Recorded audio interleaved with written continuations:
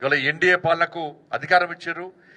ఇవాళ ఒక్క సంవత్సరంలోనే దేశంలో అన్ని రాష్ట్రాల కంటే ఎక్కువ నిధులు, ఎక్కువ సంక్షేమ పథకాలు వచ్చింది ఆంధ్రప్రదేశ్ రాష్ట్రానికి. ఇవాళ ఆంధ్రప్రదేశ్ ప్రజలు ఇవాళ మోడీ గారు రుణపడి ఉండాలి. 2024-25 సంవత్సరాన్ని పన్నులు పన్నేతర ఆదాయం పేరుతోని 95,500 కోట్ల రూపాయలను ఆంధ్రప్రదేశ్ రాష్ట్రానికి కేటాయించిన ఘనత ఎన్డీఏ ప్రభుత్వాన్ని. ప్రత్యేకంగా 30,334 కోట్ల ఆర్థిక సహాయం ఈ ఆంధ్రప్రదేశ్ రాష్ట్రానికి అందించడం జరిగింది. యూపీఏ హయాంతో పోలిస్తే ఆర్థిక సాయాన్ని 263% అధికంగా ఈ రాష్ట్రానికి ఎన్డీఏ ప్రభుత్వం అందించింది.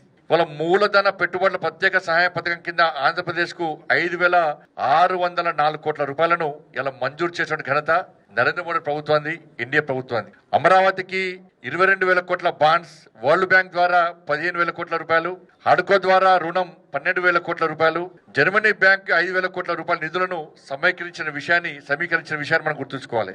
మొన్ననే విశాఖపట్నం పర్యటన సందర్భంగా మోడీ గారు దాదాపు 2 లక్షల కోట్ల రూపాయల విలువైనటువంటి అభివృద్ధి పనులను వారి స్వహస్తాలతో శంకుస్థాపన చేసిన విషయాన్ని, ప్రారంభోత్సవాలు చేసిన విషయాన్ని మనందరికీ తెలిసిన విషయమే.